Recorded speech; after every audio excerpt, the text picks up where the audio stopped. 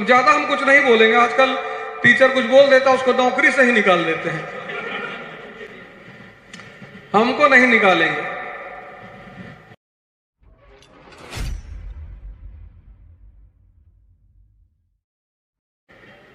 जब भी तैयारी करो ना, तैयारी का मतलब ये जो तुम हिस्ट्री वगैरह पढ़ते हो, पॉलिटी पढ़ते हो, हिस्ट्री पढ़ते हो, पहली गलती जो तुम सबने करी है, अपने जिंदगी से मोबाइल को निकाल। देखो हम अब बोल रहे हैं मोबाइल बंद। हम जो क्लास, अभी तो खैर मेरे जेब में पड़ा हुआ है, लेकिन मैं क्लास में जाता हूं, तुम कभी भी मुझे क्लास में मोबाइल के साथ नहीं देख सकते। फर्स्ट ईयर में, यूनिवर्सिटी में, क्या क्या सब्जेक्ट है तुम्हारा?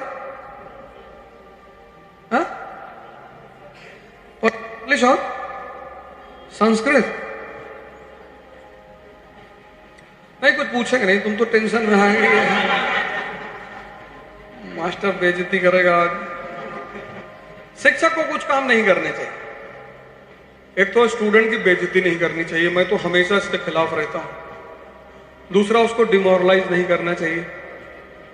अकेले बुला के पीट ले कमरे में, अकेले बुला के बता दे कि तुम भीख मांगने काबिल हो, पब्लिकली ना कहे। एक साहब मेरे साथ रहते हैं, 2 दिन से गायब थे, और फोन मिला मिला के उनको परेशान हो गए। हम का परेशान हो रहते कि परेशान हो जाए। से किसी पैसा उधार दे दो, फोन नहीं उठा रहा, तो उसको मिलाने में बहुत मजा आता है। तुमको पता ही ये नहीं देगा, लेकिन मजे क्यों हो जाए। एक कहा कि भैया 22 अगस्त को पैसा दे देंगे, तो तुम 22 अगस्त को उसको फोन मत मिलाओ, 23 की सुबह मिलाओ, 23 अगस्त की सुबह मिलाओ, और अगर ना उठाए तब हर 4 घंटे में मिला लो। कुछ नहीं करना, उसको कोई मैसेज नहीं करना, धमकी नहीं देना, पैसा तो मिलेगा नहीं, कम से कम मजा तो मिले, क्योंकि जितनी बार तुम मिलाओगे वो हिलेगा। कोई जरूरी थोड़ा है कि तुम पैसा मांगो। अब सलमान है, इनका 5,000 रुपया हमको देना है, ये फोन उठाते हैं, हम उठाते ही नहीं। अभी कहीं सुने होंगे हमारी इस बात को, तो ये हमारे ऊपर अप्लाई कर देते हैं कि सर को मिला लो। खैर खैर, तुमने जो सबसे पहली गलती की, सबसे पहली, इलाहाबाद ने बहुत बड़ी गलती कर दी। प्रयागराज में जो पढ़ने का उद्देश्य है, हर एक उद्देश्य है पढ़ना। पढ़ना का उद्देश्य क्या है? सीखना।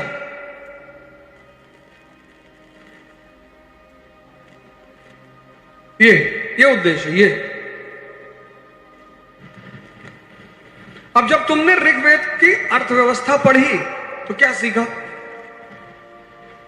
ऋग्वैदिक अर्थव्यवस्था पढ़ी होगी ना, ऋग्वैदिक काल पढ़ा होगा जीएस में।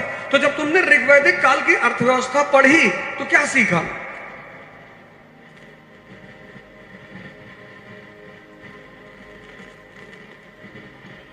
सब नोट करते चलना। ये पहली गलती प्रयागराज ने की, उसने पढ़ाई को रटना बना लिया। बिना जागरूकता के से की गई मेहनत मजदूरी कहलाती है।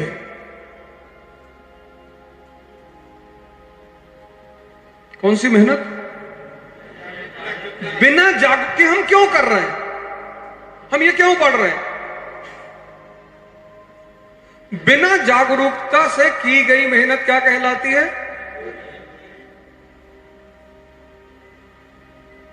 अब जब तुम ऋग्वैदिक काल की अर्थव्यवस्था पढ़ोगे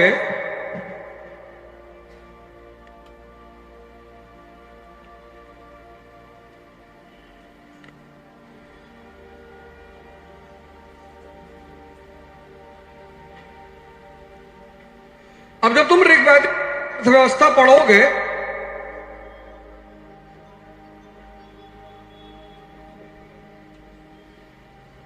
तो तुमको पता चलेगा कि कैसी अर्थव्यवस्था है। भरण पोषण, सब्सिस्टेंस अर्थव्यवस्था है। ऐसी है भरण पोषण अर्थव्यवस्था है। रिक्शे वाले की अर्थव्यवस्था है, 400 रुपया डेली कमाएगा और 400 उसका डेली खर्चा है।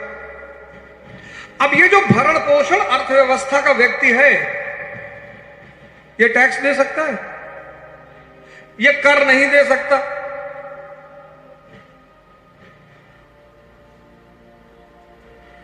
ये कर नहीं दे सकता। अब बिना कर के राज्य संभव है? तो ऋग्वैदिक काल में तुम्हें क्या मिलेगा? कबीला मिलेगा, कुरु कबीला, राज्य नहीं है। अब यहीं पर अर्थव्यवस्था पढ़ने के बाद तुमने जो सबसे पहली बात सीखी कि बिना कर के राज्य, ये पहली बात करो यार, फिर से रिवाइव करो इसको तुम लोग। तुम बस पढ़े जा रहे हो। तुम सीखना चाहते ही नहीं, तुम रुकना नहीं चाहते।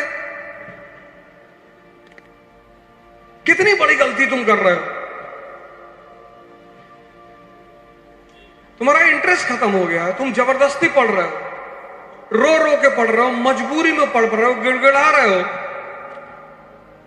ये तुमने पूरा खेल ही खत्म कर दिया।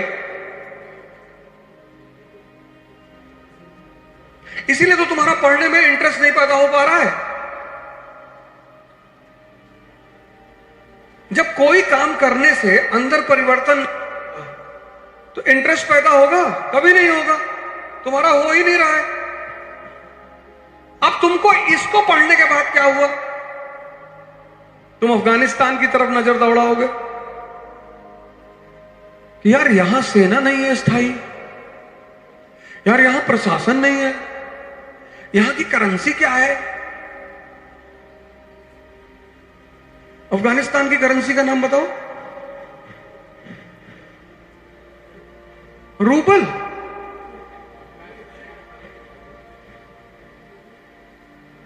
रस्सी लाए हो गई बांधे इन्हें और क्या करें। और अमेरिका की करेंसी डॉलर, तो पता है सबको। अब यहां करेंसी हो ही नहीं सकती। भरण पोषण अर्थव्यवस्था जो है, भरण पोषण, रिक्शा वाला आईफोन खरीदेगा, रिक्शा वाला दाल खरीदेगा, चावल खरीदेगा, दवा खरीदेगा।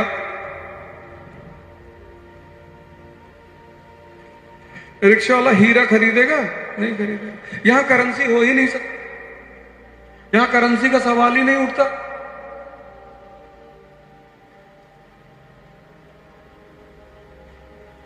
संभव है? तुमने पढ़ने के साथ सीखना छोड़ दिया।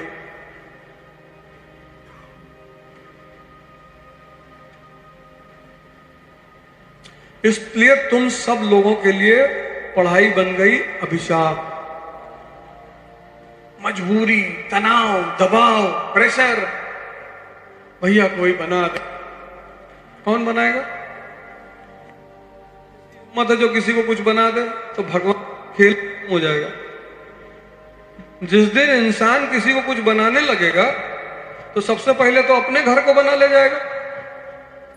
जैसे आज भारत में डायनेस्टिक डेमोक्रेसी है, वंशानुगत प्रजातंत्र, एक नई तरह का प्रजातंत्र है, डायनेस्टिक डेमोक्रेसी। कोई एक परिवार नहीं कर रहा है, सब कर रहे हैं। सारी राजनीतिक पार्टियों का भारत में उठा के देख लो। अब ज्यादा हम कुछ नहीं बोलेंगे, आजकल टीचर कुछ बोल देता उसको नौकरी से ही निकाल देते हैं। हमको नहीं निकालेंगे। ये तो श्री यथार्थ मेरा वेंचर है इलाहाबाद, ये मेरी संस्था है। हमने सुना बहुत लोग कह रहे थे कि वो हम आते नहीं, हम हर महीना एक हफ्ता यहां रहते हैं। इस महीने मेरे पिताजी की थोड़ी तबीयत खराब हो गई थी तो मैं घर पे था। अभी भी वो मेरे साथ दिल्ली में है, इसलिए इस महीने नहीं आ पाए। हर महीने मैं इलाहाबाद में एक हफ्ते रहता हूं, चाहे मेरी क्लास शेड्यूल है या नहीं है। ये मेरी संस्था है। हालांकि हमसे बहुत लोग कहते हैं कि मत बताया करो, काहे ना बताएं। चलिए, भारत में सामंतवादी मानसिकता नहीं खत्म हुई, सामंत तो खत्म हो गया, सामंतवादी मानसिकता नहीं खत्म हुई। अब उबर की कैब में जो आदमी बैठता है ना, वो उसके ड्राइवर को अपना ड्राइवर समझता है, वो तुमको सर्विस दे रहा है, तुम उससे बदतमीजी से बात नहीं कर सकते। हम लम्बरदार हैं, हम सड़क पे लिटाक चढ़ा देंगे तुमको, तुम लम्बरदार अपने घर में हो, कायदे से बैठो। यहां सामंतवाद खत्म हो गया, सामंती मानसिकता आज भी जिंदा है। तो तुम देखो ज्यादातर लोग ऐठे रहते हैं यहां, बॉडी लैंग्वेज बताते थे, ऐसे खड़े हैं, वो देख के ही लग जाता है कि भैया ये लम्बरदार है। खाना लगभग सभी लोग बनाते होंगे। सुबह रोटी बना लो कम से कम 15, 20, और शुद्ध सरसों का तेल ले आओ घर से, घी अवेलेबल है तो और अच्छा। और जब भी भूख लगे तो घुमा लो उसको फटाक से, तेल, नमक, प्याज। जब तुम्हें लग्जूरियस खाना खाना हो, दोपहर में एक टाइम बढ़िया खाना, दाल चावल, वही तो पहले खाते थे वैसे आज भी लोग खाते हैं। संडे में एक आध दिन तुम कभी बना लिए बढ़िया तो अच्छी बात है।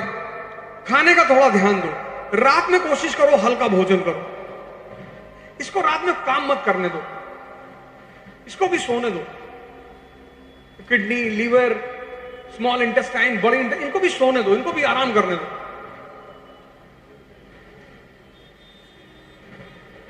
अब बचा 14 घंटा, अब 14 घंटे 4 घंटे यूनिवर्सिटी हो,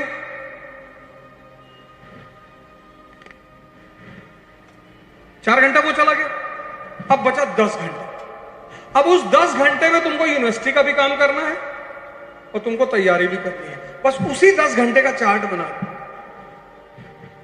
ऐसा नहीं कि यूनिवर्सिटी को निगलेक्ट कर दो, पढ़ने मत जाओ, एकदम जाओ यूनिवर्सिटी, एकदम जाओ, क्लास करने जाओ। बहुत सारे तुम्हारे इतने बढ़िया बढ़िया टीचर्स हैं, उनसे पढ़ो, उनके विचार सुनो, सब इसीलिए आए ही तो पढ़ने जाओ। लेकिन उस 10 घंटे को तुम मैनेज करो कि उसका चार्ट बना लो कि अब मुझे क्या करना है। और चूंकि बहुत सारे लोगों ने 10th के बाद ह्यूमैनिटीज छोड़ दी है और सिविल सर्विस पूरा ह्यूमैनिटीज पे केंद्रित है, कल मैं इसकी चर्चा करूंगा, तो ह्यूमैनिटीज की तैयारी कर डालो। ठीक, कल मुलाकात हो। देखो ऐसा, कल आना, आज आपका